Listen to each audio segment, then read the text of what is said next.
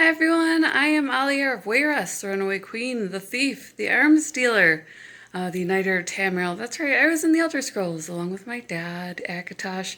Way back in the day, we were the original beta testers. I beta tested under him. And the 9 were on CompuServe, and we got picked up. I was a girl, I was like 13 at the time, so mostly I just gave them some input on design and so on, couple mentions and stuff like that. Obviously my dad was much more integral. He was offered a position to help write the hints book that came out with Daggerfall and with Morrowind and so on, so he did decline because he likes his privacy. So years later, over 25 years later now, I did run across the Elder Scrolls Cookbook. So happy Halloween! I am reprising my role as a runaway queen, an anti-villain actually, and a very interesting role. But we're just gonna highlight the Elder Scrolls Cookbook in case you have some sort of event coming up where you want to do that sort of a medieval theme. It's really great for it. So let's get cooking. Alright, so we are going to be doing the sunlight souffle. It's one of the easiest recipes in the book. It involves baking, so basically you mix it up, you pop it in, not a whole lot. It should come out looking like this. My ramekins are glass, so we'll see if that'll make a difference. The gourmet is known for the finicky instructions he provides in Uncommon Taste. But this Breton dish is actually simple enough to make, even if you don't have a hickory wood spoon. The result is a light, fluffy meal of egg and cheese with an exquisite flavor that can easily be tweaked and embellished to your own tastes. So, we preheat the oven to 375 and lightly butter 4 6-inch ramekins. In a medium bowl, we're going to beat the egg whites until they form soft peaks and then set them aside. Now, separating your egg whites is actually very easily. As you can see, I did my mise en place, which is everything in its place. If you're having over company, anything like that, it does make life easier. We will still, you'll still wind up doing that if you're cooking with your boyfriend, anything that would really just require an understanding of, what goes where. So you can just point to it at that point. Now, separating an egg white isn't too hard. Oh wow, these have the softest shells. So hopefully I do this right. You basically just create a little cradle for your egg yolk. You can even tilt him sideways to drain out. See? I'm making a little cradle and then we set him aside. One thing you do want to make sure is that if that yolk breaks, just get it right over into the other bowl. Okay? So, again, we're just going to create a little cradle for our egg here. So, you'll look extra pro doing this. If you are prepping with, one of your boys' girlfriends, something like that. It's really a great partner exercise. If you have to tap an egg twice, you can. If you do wind up with an uneven break, tilt the yolk, oh fudge, so that it is in the wider side. That's no big deal. See how it's all in one piece? We're just going to scoop that sucker out of there and leave the white behind. So, all right. And again, I'm going to make a little bowl. And if you do drop it in, you can just scoop it right back out. I'm trying to show as I go here, so. All right. So we're going to go ahead and create, I say go ahead a lot when I cook. So. You can also see how often I say stop. Just by the sheer amount I say go ahead. Is now the time? Anyways, we're gonna whip that until it creates nice frothy peaks here. You do it with meringue cookies, you do it with anything where your whites are gonna really just give it some body. And you'll find when you get a good cooking technique like this, you'll probably wind up experimenting in your egg white omelet if you decide to try something like that. When you're making cookies, if they call for egg whites, that sort of thing, just to see what it does to the food. So it's cool to learn different cooking tips and tricks and then just try them out in different places. And this is it's what gives the souffle its stiffness, not its toughness. The toughness is going to come from the roux, and that's why we separate the eggs. Anybody who's baked before is like, oh right, eggs are the glue. Well, we're using 2 different types of glue to make this. A souffle can fall very easily. They actually do warn you in the instructions.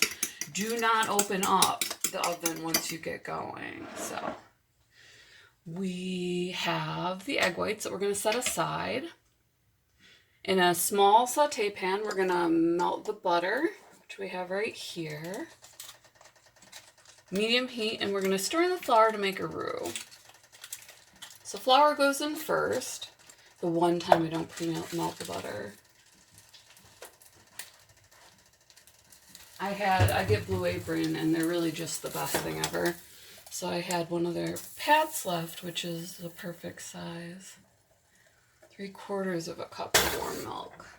We can go ahead and fix that. See, I would normally be cueing the person I'm cooking with by saying go ahead. So if you do run this while you're cooking, you are getting the proper prompts. And I already had this warming, but we will stick it by the pan so that it gets a little bit of extra warmth. Just snuggle it up to the burner there. You can chop up your butter if you're, for any reason, ever in a hurry. The greater surface area that's provided by making it into smaller polygons does make it melt faster. See that? Use polygons for more than just 3D video games. The more polygons, the better, unless you're the one who's programming it. Vectors, actually, but they're what gives the character that 3-dimensional look that's very nice. As I'm sure any modder will tell you. Alright. We are going to, I'm just reading to make sure, because I usually just dump in and fluff, but gradually add the milk while stirring. Yeah, stir in. It makes a very slight difference, and since this is a souffle, I am going to baby it. So I am going to add in the butter, or excuse me, the flour at the recommended speed to the butter. If you've operated, for instance, one of those nice mixers, we have Sunbeam, where you can change the speed settings. You would slow it down and tap it in. This is going into a saute pan. We're going to have a surprisingly small amount. And we actually wonder, you know, what in the hee-haw. Then we add in the milk. So as you can see, here's our roux shaping up. And what that is, as I said, a thickener. So we're using 2 different types of glue here. Now we are going to very gradually add in that milk. What we don't want is something that milk can do. We don't want that to separate.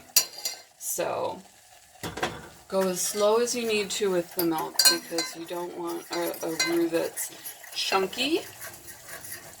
So you want it to be mixed in at a moderate speed.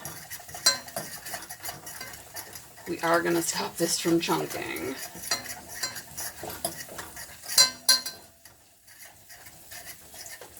Oh, this is going so well. Alright, in a large bowl, beat the egg yolks for about 1 minute or until they're pale and creamy. We'll still stir for a few minutes till the mixture is thickened. Remove from the heat. Stir in the cheese and nutmeg. A dash of salt and pepper. And that is most likely my Blue Apron, but I think I know stir off the box. Alright. Here's the last of that.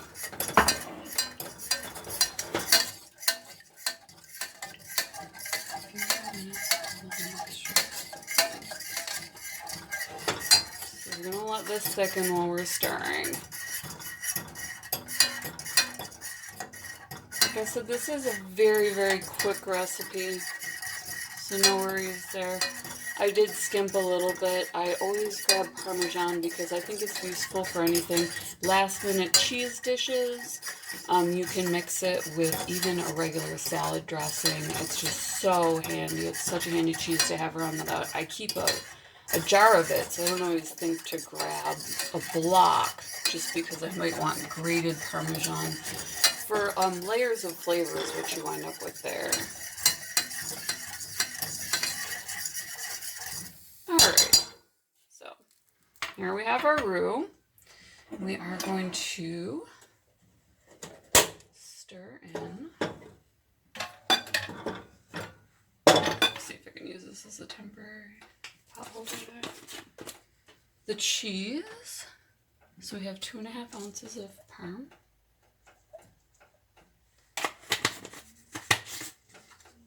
Stir that in and make a cheesy roux. What is, not better with cheese? Nutmeg and a dash of salt and pepper. So and as previously mentioned, I am allergic to pepper, so you never see me use it in my videos. That's fine. If you enjoy pepper, certainly not trying to dissuade you.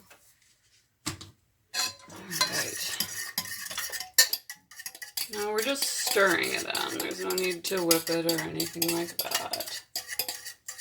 We're going to beat the egg yolks. And then we're going to add the roux. So, you can really just get it going with egg yolks.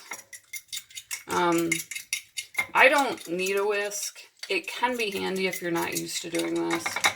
Once I get going, I can get it into this exact same formation that you would with a whisk, just because I've been baking and cooking for so long that I know how to flick my wrist. As you can see, I'm bringing it up into the air to be a little bit of air into those. They are going in with milk, so in general that adds a little bit more body anyways. So we want these to be pale and creamy. And then we're going to gradually add the cheesy roux in. So, goes nothing. I might need to grab a spatula. Not entirely sure. Trying to do this on camera. Keep looking up and my hand is in the way.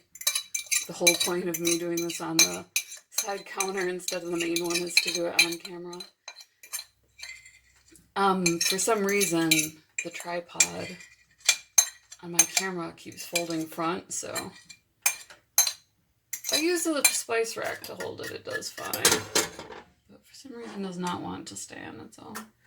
And we'll add in the egg yolks, or excuse me, egg whites.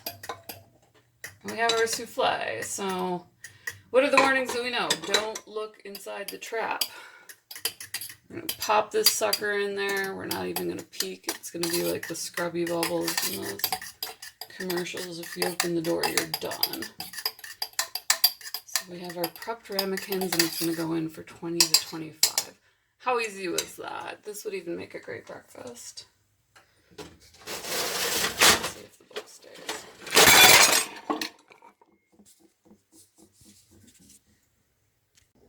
It did not. The book did not stay, so no one saw that coming. Oh yay, and we're just in time. Of course I look up.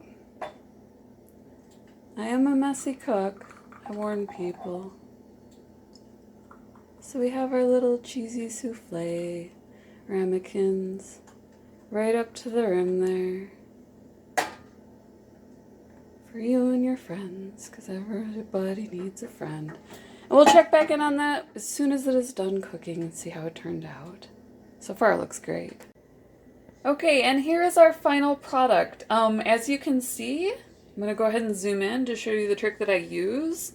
Souffles and I do not get along, and I already know that. So when I cook them in something with a narrower neck, so that as they do go back down, they still have the nice brown top, and they're even.